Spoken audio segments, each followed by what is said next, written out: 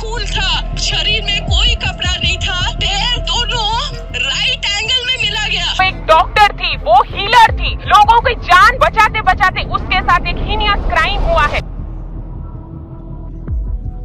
9 अगस्त 2024 कोलकाता के RG Kar medical college and hospital में normal सा दिन चल रहा था। सुबह के तकरीबन 9:30 बजे उस हॉस्पिटल एंड कॉलेज के स्टाफ में से एक आदमी उस कॉलेज के 4th फ्लोर पे मौजूद एक सेमिनार हॉल में एंटर करता है। जब वो एंटर करता है तो उसको वहाँ पे एक लड़की लेटी हुई दिखती है। तब वो और पास जाकर देखता है तो वो देखता है कि उसके मुंह और आंखों से खून बह रहा था एंड वो हाफ नेक्ड थी। इस चीज को देखकर किसी का भी दिल दहल जाए। लेडी डॉक्टर की बॉडी एक ब्लू मैट्रेस के पास थी जिसमें से आधे कपड़े गायब थे। एक हेयर क्लिप, टूटा चश्मा इधर उधर पड़ा था। शरीर का शायद ही कोई हिस्सा बाकी हो जहाँ पे दरिंदगी की दास्तान ना लिखी गई हो। दोनों आंखों से बहता हुआ खून चेहरे से लेके प्राइवेट पार्ट्स तक को उन दरिंदों ने ना नोचा हो। देखते ही देखते वहां पे भीड़ बढ़ चुकी थी।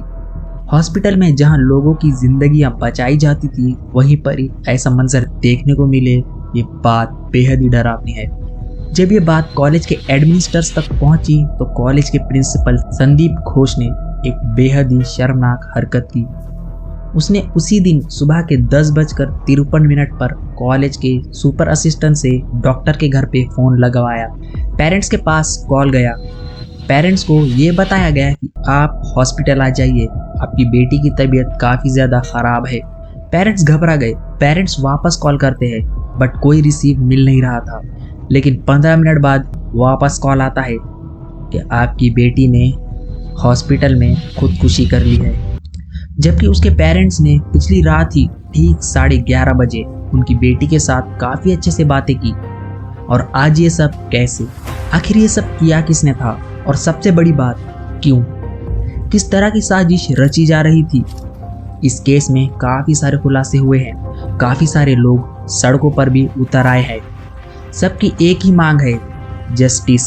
इस घटना ने इंसानियत को शर्मनाक कर दिया था। So my name is Sarfaraz, you watching the case of RG Kar medical college.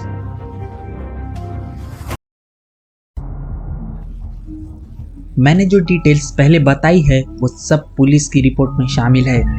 8 August 2024 RG Kar medical college में लेडी जूनियर डॉक्टर वो अपनी नाइट ड्यूटी कर रही थी। वो रात के 9 बजे हॉस्पिटल में एंटर करती है, अपनी ड्यूटी बखूबी निभाती है। रात के तकरीबन 11 बजे उसके मॉम का कॉल आता है और उनके बीच ऐसे ही नॉर्मल बातें होती है। और वो कॉल होने के बाद वो अपने राउंड पे निकल जाती है, अपना काम करती है। अब तकरीबन रात के 12:30 बज चुके हैं। लेडी डॉक्टर अपने ही जूनियर डॉक्टर के साथ मिलकर वहाँ खाना खाती है, अपनी बातें करती है। उनकी बातें होते हुए अब 3 बज चुके थे। लेडी डॉक्टर को काफ़ी थकान होने की वजह से वो उसी हॉस्पिटल के 4th फ्लोर पे मौजूद सेमिनार हॉल में थोड़ा सा रेस्ट करने के लिए जाती है। इतना बड़ा हॉस्पिटल होने के बावजूद भी वहाँ पे स्टाफ के लिए कोई भी रेस्ट रूम था ही नहीं। अक्सर वहाँ का स्टाफ उसी सेमिनार हॉल में रेस्ट करा करता था। जब सुबह में पुलिस की टीम पहुँचती है तो वो सबसे पहले सीसीटीवी को चेक करती है, सस्पेक्ट लिस्ट तैयार करती है। वहाँ के कॉरिडोर में सिर्फ 2 ही सीसीटीवी कैमरास थे। इतना बड़ा हॉस्पिटल होने के बावजूद भी सिर्फ 2 ही कैमरास इंस्टॉल्ड थे। अब पुलिस कल रात हुए घटनाओं के टाइम स्टैम्प्स को नोट करती है। 9 अगस्त 2024 रात के तकरीबन 12:30 बजे लेडी डॉक्टर हाथ में खाना लिए अपने 4 साथी जूनियर्स के साथ सेमिनार हॉल में जाती है। 2 घंटे बाद रात के तकरीबन 2:30 पे चारों जूनियर डॉक्टर्स हॉल से बाहर निकलते हैं। 1 घंटा 30 मिनट बाद सुबह के तकरीबन 4 बजे एक आदमी उसी हॉल की तरफ जाते हुए दिखाई देता है जहां लेडी डॉक्टर रेस्ट कर रही थी। और लगभग 37 मिनट बाद वो सेमिनार हॉल से बाहर निकलता है। ये सब time stamps and details police की रिपोर्ट में शामिल है। एंड दूसरी टीम क्राइम सीन पे मौजूद एविडेंसेस को कलेक्ट करती है। वहाँ पे लेडी डॉक्टर का फ़ोन एंड लैपटॉप पड़ा मिलता है और साथ ही साथ सबसे इम्पॉर्टेंट एविडेंस उनके हाथ लगता है। एक ब्लूटूथ नेक बैंड। पुलिस इस नेक बैंड को लेके एक बार फिर से सीसीटीवी को क्रॉस चेक करती है, तो तब पुलिस को उस सीसीटीवी में ठीक 4 बजे जो शख्स हॉल में गया था उसके गले में ये नेक बैंड लगा मिलता है। एंड जब वो 4:37 पर बाहर आता है तब उसके पास ये नेक बैंड था ही नहीं। पुलिस उन सभी सस्पेक्ट लिस्ट से सभी के फोन्स को जब्त करके उस ब्लूटूथ से कनेक्ट करके चेक किया एंड उनमें से एक का फोन उस ब्लूटूथ से कनेक्ट हो जाता है। वो फोन था संजय रॉय का। संजय रॉय ही वही शख्स था जो सीसीटीवी में सुबह 4 बजे उस सेमिनार हॉल में जाते हुए दिखाई दिया था। प्राइम सस्पेक्ट भी मिल चुका है। पुलिस ने बताया कि थोड़ी सी सख्ती करने पर ही उसने अपने जुर्म को कन्फेस कर दिया। संजय रॉय एक सिविक वॉलंटियर था, जिसे सिविक पुलिस भी कहा जाता है। वेस्ट बंगाल में सिविक वॉलंटियर को लो रैंक पुलिस ऑफिशियल्स की मदद करने के लिए रखा जाता है और इनकी duties majority hospitals and traffic volunteers में लगाई जाती है। इसी वजह से संजय रॉय को आरजीकर मेडिकल कॉलेज में बेरोक टोक आ जा सकता था। वहाँ के स्टाफ ने बताया कि वो वहाँ पे बेड दिलाने और पेशेंट्स को एडमिट कराने के नाम पे दलाली करता था। ये भवानीपुर का रहने वाला संजय रॉय अपने मोहल्ले में भी काफ़ी ज़्यादा बदनाम था। वो लोगों को कहता था कि वो पुलिस में है एंड नौकरी दिलाने के बहाने से उनसे लाखों रुपए ठग लेता था। जब पुलिस इससे इसका फ़ोन चेक करती है तो उसके फ़ोन में काफ़ी ज़्यादा मात्रा में पोर्नोग्राफिक कंटेंट मिलता है। वो बहुत ज़्यादा शराब का भी एडिक्ट था। पुलिस के लोकेशन ट्रैकिंग के हिसाब से संजय रॉय 5 अगस्त से 8 अगस्त तक खड़गपुर के सलवा गांव में था और 8 अगस्त को कोलकाता लौट आया था। संजय ने अपने बयान में ये बताया कि वो 8 अगस्त की शाम को उसने एक और सिविक वॉलंटियर के साथ शराब पीकर कालीघाट के रेड लाइट एरिया में गया। उसके बाद वो आरजीकर मेडिकल हॉस्पिटल में उसने एक पेशेंट को भर्ती कराया था। उसे देखने के लिए वो हॉस्पिटल में वापस आया था।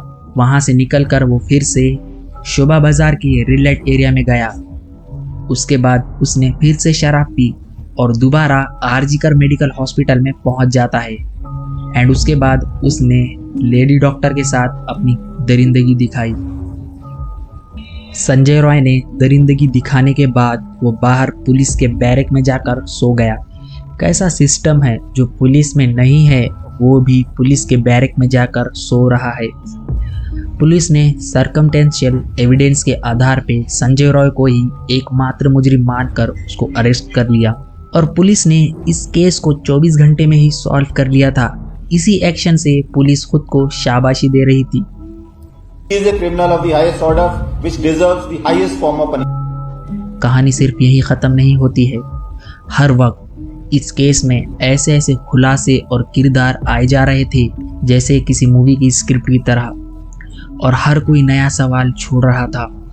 संजय रॉय के अरेस्ट के बाद प्रोटेस्ट और तेज़ी से बढ़ गया क्योंकि लेडी डॉक्टर के प्री मेडिकल यूरिनरी जांच के बाद आई हुई इस इंक्विस्ट रिपोर्ट ने डॉक्टर के साथ हुई ब्रुटैलिटी को काफ़ी ज़्यादा एक्सपोज कर दिया था।